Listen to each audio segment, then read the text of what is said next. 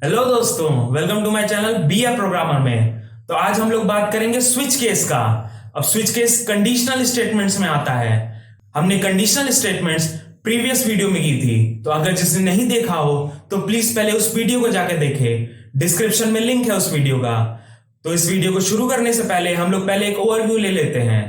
तो आज हम लोग स्विच केस के बारे में पढ़ेंगे। स्विच केस के ऊपर पूरा डिटेल्ड स्टडी करेंगे, उसके एग्जाम्पल देखेंगे, उसके ऊपर प्रोग्राम करेंगे, और सबसे इंटरेस्टिंग आज हम लोग एक कैलकुलेटर बनाएंगे जो कि स्विच केस के थ्रू बनेगा। तो इस वीडियो को लास्ट तक देखिएगा और मैं प्रॉमिस करता हूं आप अच्छे से कैलकुलेटर बना पाएंगे।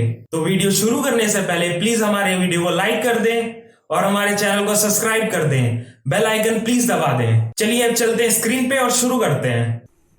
हम जब भी कोई नए कॉन्सेप्ट के बारे में पढ़ते हैं तो पहले तो हमें दिमाग में यही आता है कि ये होता क्या है, व्हाट इज स्विच। जैसे कि आज हम लोग पढ़ने वाले हैं स्विच स्टेटमेंट के बारे में। बहुत से क्वेश्चंस होते हैं, स्विच स्टेटमेंट क्या होता है, इसको क्यों कंपेयर किया जाता है, if else else if ladder के से क्यों कंपेयर किया जाता है। तो आज उन्हीं सब के बारे में बात करेंगे। बहुत डिटेल्ड ये लेक्चर होने वाला है और लास्ट में हम लोग एक प्रोग्राम करेंगे जिसके थ्रू हमें सब कुछ समझ में आएगा स्विच के बारे में। तो चलिए पहले व्हाट इज डेफिनेशन पे आते हैं। स्विच स्टेटमेंट एक कंडीशनल स्टेटमेंट होता है, जैसे कि हमने पिछले लेक्चर में देखा था कंडीशनल स्टेटमेंट्स के बारे में, जिसमें था इफ, हमारा इफ एल्स था, इफ एल्स इफ लैडर था, ठीक है। तो ऐसे ही हमारे स्विच भी था उसमें, तो उसी स्विच के बारे में हम लोग आज बात कर रहे हैं। Switch statement is a conditional statement that allows us to execute one block of code when the case matches. हमें एक ब्लॉक, इन स्टेटमेंट को हम पूरे लेक्चर में इनके बारे में बात करेंगे, उनको समझेंगे कि इन सेंटेंस का कहने का मतलब क्या है। तो पहला, execute A block of code, you can do same thing with the if else if ladder. हम वही सेम चीज कर सकते हैं इफ एल्स इफ से। तो क्यों स्विच, क्यों स्विच हमारा बस हेल्प करता है कि हमारा कॉम्प्लेक्स कोड जो बना है इफ एल्स इफ लैडर से, उसको सिंपल करेगा। स्विच यही करता है, हमारे कॉम्प्लेक्स कोड को सिंपल बनाता है, रीडेबल ज्यादा होता है, ठीक है। तो हम आगे देखते हैं स्विच केस के सिंटैक्स, पहले देखते हैं क्या होता है। अब पहले देखो सिंटैक्स क्या है हमारा। सिंटैक्स हमारा पहले स्विच क्या है यहाँ पे। स्विच हमारा कीवर्ड है, एक्सप्रेशन उसके बाद अभी देखेंगे एक्सप्रेशन का मतलब क्या है यहाँ पे। ये एक्सप्रेशन क्या मतलब है इस चीज का। Constant case, constant one, constant का मतलब क्या है, केस क्या है, केस एक कीवर्ड है, स्विच एक कीवर्ड है। ब्रेक क्या है, ब्रेक हमारा एक कीवर्ड होता है, जंप स्टेटमेंट जिसको कहते हैं। इसको क्यों यूज करते हैं, ब्रेक तब यूज होता है जब हमें किसी भी लूप से, लूप हम आगे देखेंगे, किसी लूप से या किसी ब्लॉक ऑफ कोड से जब बाहर निकलना होता है, कोई कंडीशन लगा होता है कि हाँ अब नहीं निकल पा रहे हैं, तो हम वहां ब्रेक का यूज कर लेते हैं कि अगर ये कंडीशन ट्रू हो गई तो हमें वहां से ब्रेक कर दे, हमें वहां पे एग्जीक्यूशन स्टॉप कर दे, आगे का स्टेटमेंट्स ना चले, उस ब्लॉक से निकल जाए दूसरा ब्लॉक चले, ठीक है। ब्रेक इसलिए यूज होता है। आगे के ट्यूटोरियल में हम लोग देखेंगे कि ब्रेक, कंटिन्यू, ये सब जंप स्टेटमेंट्स होते हैं, इन सब के बारे में पढ़ेंगे। तो डिफॉल्ट, ठीक है। तो पहले एक एक करके देखते हैं स्विच क्या है। Switch is a keyword used to define switch statement. Switch एक कीवर्ड है हमारा।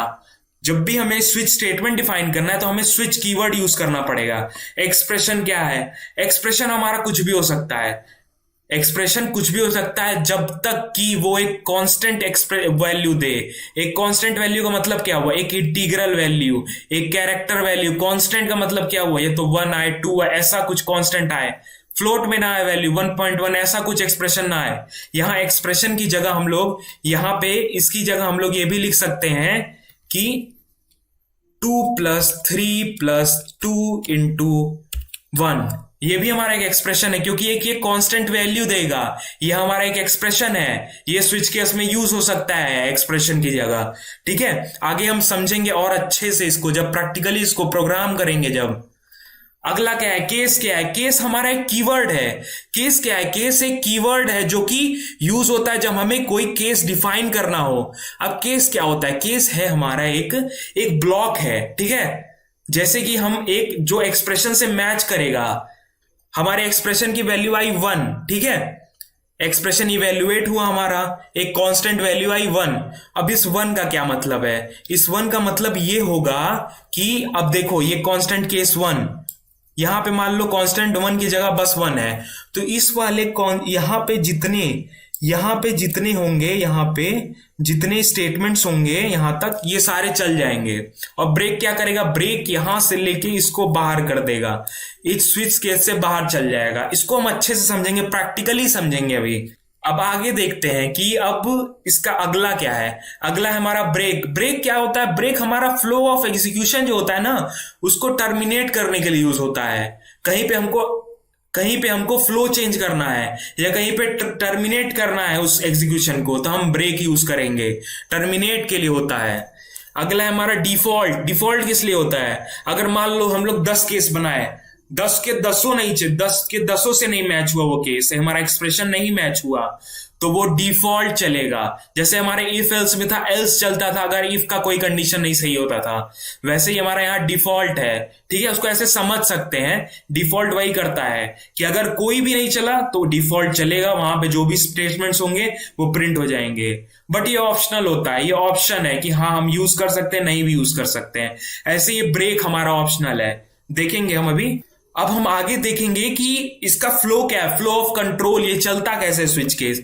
स्विच केस कैसे चलता है? पहले हमारा एक्सप्रेशन जाता है स्विच केस के अंदर, एक्सप्रेशन मिला, जैसे एक्सप्रेशन मिलने का क्या मतलब हुआ, एक्सप्रेशन, ठीक है, स्विच है। अब इसको कैसे, मान लो एक्सप्रेशन आ गया इसके अंदर, ठीक है, अब इसका मतलब यही हुआ, इसके अंदर एक्सप्रेशन आ गया। ये एक्सप्रेशन ब्रैकेट के पैरेंथेसिस के अंदर, कीवर्ड के बाद पैरेंथेसिस के अंदर, वो स्विच के अंदर आ गया। ठीक है, अब अगला क्या होगा? अगला है हमारा केस चेक होंगे, केस 1। ठीक है, अगर expression is equal to case 1, वो एक्सप्रेशन कांस्टेंट वैल्यू अगर 1 के बराबर है, केस 1 भी यूज कर सकते हैं, वहां कैरेक्टर भी यूज कर सकते हैं। बस 2 वैल्यू केस ले सकता है, या तो 1 लेगा या तो कैरेक्टर लेगा। ठीक है, अभी इंपॉर्टेंट पॉइंट्स देखेंगे, 6 important points that is used in switch case, जो कि सबको जानना चाहिए। केस 1 क्या है?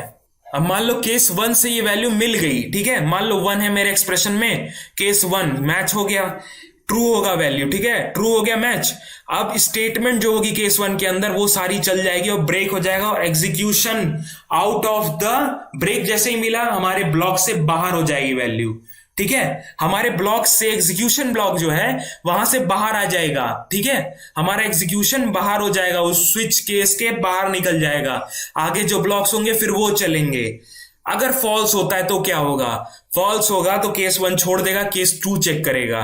ठीक है, अब केस 2 मैच हो गया, अब सपोज केस 2 मैच हो गया तो केस 2 अब स्टेटमेंट्स उसके चलेंगे, फिर ब्रेक हो जाएगा। ठीक है, अगर ट्रू कहीं पे भी, अगर केस 1 में ट्रू मिल गया होता तो ब्रेक हो जाता, आउट ऑफ द स्विच चला जाता, कोई केस नहीं चेक होता। ओके, कोई केस नहीं चेक होता फिर। लेकिन अगर केस नहीं, अगर सही मिल रहा है, अगर मैच नहीं मिल रहा है तो केस 1 केस 2 फर्दर चेक करेगा। ठीक है, और लास्ट में अगर डिफॉल्ट है तो ठीक है, तो डिफॉल्ट वाला मैसेज प्रिंट हो जाएगा अगर कोई केस नहीं मैच हुआ। अगर मैच हो जाता है तो वो केस प्रिंट हो जाएगा, अगर नहीं मैच होता है डिफॉल्ट मैसेज अगर नहीं है तो कुछ नहीं प्रिंट होगा। अब केस 2 के बाद मान लो फिर से हमारा फॉल्स हो गया, अब क्या होगा? ऐसे ही कई ढेर सारे, मान लो इस केस में मेरे पास बस 2 केस हैं और मेरे पास बस डिफॉल्ट मैसेज है, डिफॉल्ट कोई केस नहीं, ना केस 1 मैच हुआ ना केस 2 मैच हुआ, तो अब क्या होगा? अब मेरा डिफॉल्ट वाला मैसेज सीधे प्रिंट हो जाएगा, कोई चेक नहीं होगा ट्रू है या फॉल्स है, कुछ चेक नहीं होगा, डायरेक्ट प्रिंट होगा। डिफॉल्ट में कोई ब्रेक नहीं होता है, डायरेक्ट प्रिंट होगा out of the switch statement. अब देखते हैं एक एग्जांपल इसके ऊपर, पहले एक एग्जांपल देखते हैं स्विच के ऊपर, समझते हैं कि ये काम प्रैक्टिकली इसका मतलब क्या है। तो मैंने यहाँ पे इंपॉर्टेंट हेडर फाइल्स इंक्लूड कर लिए, एक स्ट्रक्चर बना लिए प्रोग्राम का, ताकि हमारा टाइम बचे। अब यहाँ पहले क्या करेंगे, यहाँ पे पहले हमको एक्सप्रेशन चाहिए जो कि स्विच केस में जाता है, तो यहाँ पे एक हम वेरिएबल डिफाइन कर लेते हैं एक्सप्रेशन नाम से, ये XPRESSION एक्सप्रेशन। ठीक है, अब ये इनपुट लेगा यूजर से, प्रिंट एफ करा देते हैं। प्रिंट एफ क्या करता है, हमारी यूजर को बताता है कि यहाँ पे कुछ करना है, ठीक है, कुछ इनपुट करना है या कुछ यहां पे जो करना है वो डायरेक्ट करने के लिए यूजर का होता है, इनपुट अ नंबर। ठीक है, कर लिए। अब देखो, अब यहां पे स्कैन एफ कर देंगे, स्कैन एफ किए, स्कैन एफ में क्या करेंगे, स्कैन एफ पहले तो mod D क्योंकि इनपुट है, स्कैन एफ क्या करता है, इनपुट लेने के लिए होता है। और एंड परसेंट एक्सप्रेशन, ओके, यहां पे हम इनपुट ले ली यूजर से। अब क्या करना है हमको, अब यहां पे हम स्विच डिफाइन कर देंगे। स्विच डिफाइन किए, यहां पे एक्सप्रेशन मेरा आएगा, एक्सप्रेशन आ गया मेरा। अब यहां पे ब्लॉक चालू हो जाएगा, ये मेरा, ये इसके अंदर ये मेरा पूरा ब्लॉक है, यहां से लेके यहां तक ये ब्लॉक ऑफ स्विच ब्लॉक बोलेंगे इसको। यहां पे हम पहले केस डिफाइन करेंगे, केस 1 इंटीजर, ठीक है। प्रिंट एफ, मान लो यहां मेरी स्टेटमेंट का नाम है दिस इज 1, यहां पे हम बंद कर दिए, यहां ब्रेक यूज किए। अभी हम देखेंगे ब्रेक अगर नहीं यूज करते हैं तो क्या होता है, और ब्रेक के बिना कुछ करते हैं तो फिर क्या होता है क्या नहीं होता है, वो सब देखेंगे। प्रिंट एफ के अंदर दिस इज 2, ठीक है, दिस इज 2 कर दिए, ब्रेक लगा दिए, ओके। अब एक केस 3 डिफाइन किए, ये लास्ट एक और केस, बस यहां पे एक डिफॉल्ट करेंगे, ज्यादा हम केस नहीं डिफाइन करेंगे। दिस इज 3, ब्रेक लगा देंगे। फिर अब यहां पे डिफॉल्ट एक लेंगे। डिफॉल्ट क्या होता है, अगर कोई भी केस ना अगर मिला तब मेरा डिफॉल्ट एग्जीक्यूट होता है। तो यहां पे प्रिंट एफ कर देंगे इनवैलिड एंट्री, कि कोई नंबर ही नहीं मैच हो रहा तो इनवैलिड ही होगा, एक अनुमान लगा लिए कि इनवैलिड होगा, ठीक है। यहां पे हम, मेरा खत्म हो गया प्रोग्राम। अब इसको चला के देखते हैं कि इसका आंसर क्या आता है। चलाए, इनपुट अ नंबर, पहला नंबर इनपुट करो, मान लो 2 किए, दिस इज 2, क्या हुआ, दूसरा मेरा केस, जैसे हम 2 लगाए, 2 जैसे इनपुट किए, यहां एक्सप्रेशन से उठा 2, फिर यहां पे पहला मैच हुआ, नहीं मैच मिला, दूसरा मैच किया, दूसरा मैच मिल गया, दिस इज 2, ब्रेक मिला, ब्रेक क्या किया, मेरा स्विच से बाहर निकाल दिया। एक बार और इसको चलाते हैं, यहां पे अब लेते हैं 3 इनपुट, दिस इज 3, ठीक है, सेम हुआ, एग्जैक्ट मैच मिला, 3 केस था मेरा, मिला, ब्रेक हुआ, खत्म। अगर मान लो हम यहां पे ब्रेक हटा देते हैं, सपोज हम 2 में ब्रेक हटा दिए, ओके, 2 में ब्रेक हटा दिए, तो अभी देखना हम 2 अगर इनपुट देंगे तो क्या करेगा, दिस इज 2, दिस इज 3, ये दोनों क्यों प्रिंट हुए। अगर हम ब्रेक अगर नहीं यूज करते हैं किसी केस में, तो यहां पर मेरा एग्जैक्ट मैच मिला 2, तो ये वाला प्रिंट होगा ही, मेरा ब्रेक नहीं है तो टर्मिनेट नहीं होगा, केस 3 भी इवेल्युएट हो जाएगा, केस 3 मेरा ब्रेक है तो ब्रेक यहां से होगा, यहां से ब्रेक मेरा यहां से होके इधर निकलेगा, ठीक है, तब बाहर निकलेगा। ब्रेक का ये यूज होता है। अगर मान लो हम फिर 1 देते हैं, 1 में बस 1 प्रिंट होगा, क्योंकि हम ब्रेक का यूज किए हैं 1 में, एग्जैक्ट मैच हुआ, ब्रेक हो गया, खत्म, ओके।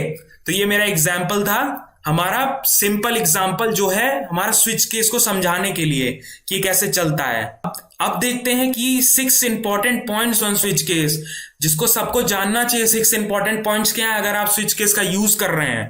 पहला point, the expression in the switch has to be evaluated at constant, यानी कि जो एक्सप्रेशन है स्विच केस में वो कांस्टेंट होना चाहिए, या तो 1, उसका वैल्यू कांस्टेंट इंटीजर आना चाहिए, ठीक है।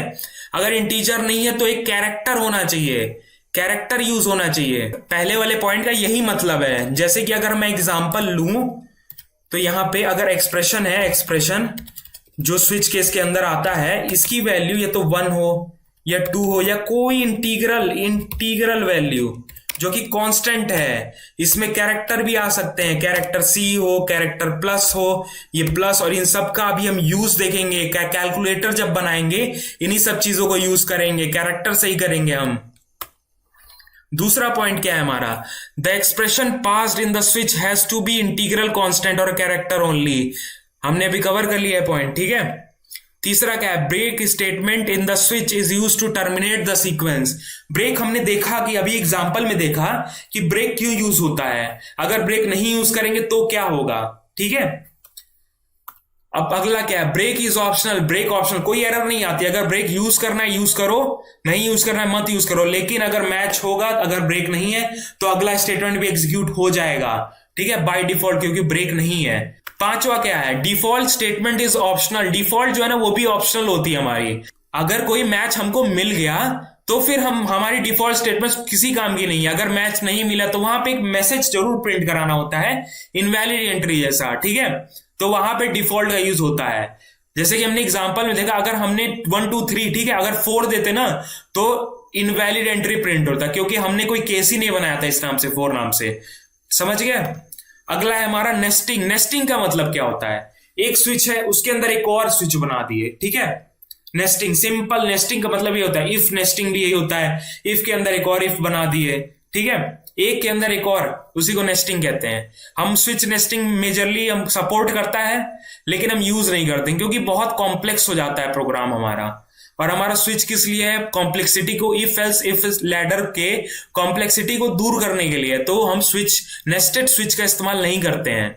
अब हम कैलकुलेटर का प्रोग्राम करेंगे, चलते हैं स्क्रीन पे।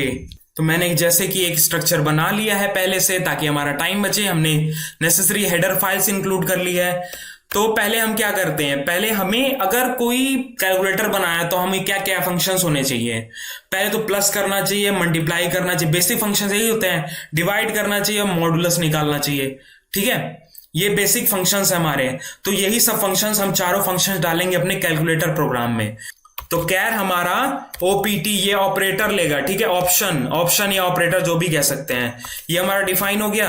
अब इनपुट कौन देगा, यूजर। तो यूजर को बताना पड़ेगा प्रिंट एफ एंटर। अब यहां पे बैकस्लैश एन लगा दिए, ठीक है, ये बंद किया, एंटर द ऑपरेटर। अब इसको बताना पड़ेगा कौन सा ऑपरेटर हमको एंटर करना है। ऑप्शन हम बता रहे हैं उसको, एक एक करके ऑप्शंस बता रहे हैं कि प्लस के लिए एडिशन है, this for addition of two numbers, backslash n हमारा क्या कर, बैकस्लैश एन क्या करता है, लाइन चेंज करने के लिए होता है। प्रिंट एफ, ऐसे ही हम कॉपी पेस्ट कर लेते हैं। शिफ्ट इंसर्ट होता है हमारा कॉपी करने के लिए, यहां पे देख लो कॉपी किए। अब यहां पे हम ऐसे ही पेस्ट कर देंगे, पेस्ट कर दिए, पहला पेस्ट किए, दूसरा पेस्ट किए। अब जैसे कि हमने सारा लिख लिया, अब देखते हैं इसका इतने लाइन दिख कैसे रहे हमारे आउटपुट स्क्रीन पे। देखो, enter the number operator for plus for addition, ठीक है। तो ऐसे ऑपरेटर, ठीक है, प्रिंट हो जाएगा। अब ये बस प्रिंट स्टेटमेंट। अब हमें एक स्कैन एफ करना पड़ेगा इनपुट लेने के लिए, ठीक है। तो एक कैरेक्टर है तो कैर सी मतलब मॉड सी लेना पड़ेगा, और एंड परसेंट ऑप्ट ओपीटी, ठीक है। यहां पे मेरे पास आ गया, ऑप्शन आ गए सारे, ठीक है। सारे ऑपरेटर्स, कोई भी ऑपरेटर जो इनपुट करेगा वो सारे ऑपरेटर मेरे पास आ चुके हैं, ठीक है। अब हम क्या करेंगे, अब हम स्विच में एक्सप्रेशन डालेंगे। स्विच किए, ठीक है, ओपीटी इसमें डाल दिए। यहां पे मेरा स्विच का ब्लॉक बन गया, ठीक है। अब यहां पे हम केसेस बनाएंगे। केस क्या, केस पहला कौन सा बनाएंगे, पहले प्लस। ऐसे हम कैरेक्टर को कैसे करते हैं, ऐसे करते हैं, ठीक है। अब यहां पहले हम इनपुट लेंगे। अब हम क्या करेंगे, पहले यूजर से नंबर मांगेंगे। 2 नंबर तो मांगना पड़ेगा ना प्लस करने के लिए। एंटर, 2 नंबर मांगना पड़ेगा, तो एंटर 2 नंबर्स, ठीक है। 2 नंबर ले लिए, यहां बैकस्लैश एन कर देते हैं, सही दिखता है प्रोग्राम मेरा थोड़ा। Scan F. अब क्या करेंगे, अब पहले तो हमें यहां पे 2 नंबर, यहां पे बंद हुआ इंट ए कॉमा बी, ठीक है। यहां पे डिफाइन कर दिए इंट ए कॉमा बी। अब क्या करेंगे, इंट ए और बी का यूज हम यहां कर सकते हैं। एक ब्लॉक के अंदर एक ब्लॉक है अगर, तो हमें वहां यूज कर सकते हैं। कैसे कर सकते हैं, अभी देखते हैं कैसे कर सकते हैं। तो स्कैन एफ, ठीक है। स्कैन एफ क्या किया, स्कैन एफ 2 इनपुट अगर लेना है तो मॉड डी कॉमा कोई नहीं, मॉड डी, ठीक है, बंद हुआ। And percent a comma and percent b, ठीक है, आ गया मेरे पास इनपुट। अभी हम इसका टेस्ट भी करेंगे, पहला केस चलाएंगे फिर उसका टेस्ट भी करेंगे। उसके सारे केसेस वैसे सेम है तो वो कॉपी पेस्ट कर लेंगे। तो हम यहाँ पे एडिशन कर चुके हैं, यहाँ पे हमें मॉड डी ऐड करना पड़ेगा क्योंकि इंटीजर है, तो मॉड डी, ठीक है। अब यहाँ पे इसको चला के देखते हैं। तो पहला मेरा इनपुट क्या होगा, प्लस, नंबर एंटर करो 10 और 20, एडिशन क्या हुआ 30, चल गया, ठीक है। ये मेरा कैलकुलेशन पहला हो चुका है। अब हम क्या करेंगे, सारा कॉपी पेस्ट कर लेते हैं क्योंकि सिमिलर हम वही काम करेंगे सब में, तो हम बार बार टाइपिंग क्यों करें, वही चीज कॉपी पेस्ट कर लेते हैं। बस वही ऑपरेटर्स चेंज करने हैं और कुछ नहीं करना है, नंबर सेम वैसे ही लेने हैं। ये हमारा हो गया मल्टीप्लिकेशन का, ये हमारा हो गया डिवीजन का, ये हमारा हो गया सब्ट्रैक्शन का, ठीक है। यहां पे एक डिफॉल्ट ही बना देते हैं, डिफॉल्ट अभी नहीं बनाते, पहले सारा सही कर लेते हैं। प्लस है, दूसरा हमारा मल्टीप्लिकेशन, तो मल्टीप्लिकेशन के लिए मल्टीप्लिकेशन वाला साइन, उसके 2 नंबर लिया। अब यहाँ पे मल्टीप्लिकेशन लिख देते हैं एडिशन की जगह, प्रोडक्ट लिख देते हैं, प्रोडक्ट ऑफ 2 नंबर्स आर, ये इनटू का साइन, ठीक है। ऐसे ही एडिट कर लिया करो, जरूरत नहीं है सारा लिखने की। यहां पे डिवीजन का साइन, 2 नंबर एंटर करो तो the division of the numbers are a by b, ठीक है। यहां पे इंट है वैल्यू तो इंटीजर प्रिंट होगा केवल।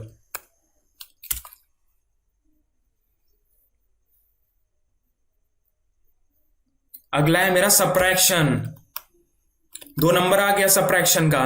अब यहां पे हम लिख देंगे सब्ट्रैक्शन, सब्ट्रैक्शन छोड़ा डिफरेंस लिख देते हैं, डिफरेंस ज्यादा सही लगता है।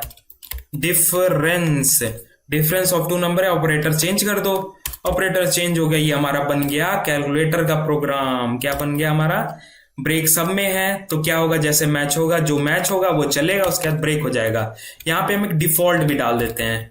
डिफॉल्ट अभी हम देखते हैं कैसे काम करता है। प्रिंट एफ, प्रिंट एफ हमारा डिफॉल्ट में क्या है, इनवैलिड ऑपरेटर। साफ सुथरा कोड लगना चाहिए। अब मान लो हमको क्या करना है, हमको मल्टीप्लाई करना है। मल्टीप्लाई करना है 2 नंबर, 10 करो 20 करो, 200 आंसर आ गया, ठीक है। अब क्या करना है, सब्ट्रैक्शन करना है।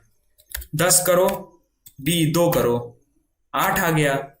अब यहीं पे हमको अगर कोई भी ऐसे कोई कैरेक्टर डाल दिया एफ, ये क्या करे, इनवैलिड एंट्री ये प्रिंट करे। तो क्या हुआ, कैसे प्रिंट हुआ इनवैलिड ऑपरेटर? सारा केस चेक हुआ, मेरा सारा केस चेक हुआ। पहले ये वाला केस चेक हुआ, यहां पे केस चेक हुआ, उसके बाद नीचे वाला केस चेक हुआ, नीचे वाला केस सारा चेक हुआ, कोई मैच नहीं मिला। एफ किसी के बराबर नहीं है तो डिफॉल्ट वाला चल गया इनवैलिड ऑपरेटर। तो हम डिफॉल्ट के बारे में समझ गए, स्विच के बारे में समझ गए, ये प्रोग्राम बना लिए। ये प्रोग्राम का लिंक मैं डिस्क्रिप्शन में डाल दूंगा, वहां से आप डाउनलोड कर लीजिएगा। सिंपल प्रोग्राम है, एकदम अच्छे से समझ गए हम लोग। नॉर्मल एंटर दो ऑपरेटर, कोई ऑपरेटर एंटर किए, प्लस हमको करना है 2 नंबर 10 20 30 कर दिया, ठीक है। मान लो डिवीजन करना है, डिवीजन हम एंटर कर दिए, ठीक है। अब 2 नंबर कौन से, 23 किए 4 किए, लेकिन ये इनपुट जो ये आउटपुट देगा ना, ये इंटीजर देगा क्योंकि दोनों इंटीजर हैं, ठीक है। तो इसीलिए 23/4 5, 3 इनपुट हमारा, मतलब पॉइंट में कुछ नहीं आया। फ्लोट होता, अगर फ्लोट होता कोई नंबर दोनों में से, तो ये आउटपुट जो है मेरा फ्लोट आता, ठीक है, सीधी बात। तो आज हम लोगों ने स्विच केस के बारे में पढ़ा। स्विच केस के ऊपर एग्जाम्पल किया एक, उसके ऊपर एक प्रोजेक्ट किया जिसका नाम था कैलकुलेटर, जिसके वजह से हम लोगों को बहुत चीजें समझ में आई। अगर कोई भी प्रोग्रामिंग लैंग्वेज सीखनी है, कुछ भी सीखना है, तो उसके ऊपर एक प्रोजेक्ट करो। उस प्रोजेक्ट से बहुत चीजें, बहुत कॉन्सेप्ट्स क्लियर होते हैं, जैसे कि आज हम लोग का हुआ। मैं श्योर हूं आपको स्विच केस पक्का समझ में आ गया होगा। तो इसी बात पे हमारे वीडियो को लाइक कर दें और हमारे चैनल को सब्सक्राइब कर दें, बेल आइकन जरूर दबाएं। आप हमें सोशल मीडिया पे फॉलो करें क्योंकि हम क्विज़ेस करते हैं सोशल मीडिया पे, वहां पे आप पार्टिसिपेट कर सकते हैं और क्वेश्चन आंसर करके अपना नॉलेज और गेन कर सकते हैं। हमारी सोशल मीडिया के लिंक्स डिस्क्रिप्शन में दी हुई है और स्क्रीन पे भी डिस्प्ले हो रही है, वहां पे जाके हमें फॉलो कर सकते हैं और क्विज़ेस में पार्ट ले सकते हैं। Thank you for watching my video. Thank you so much.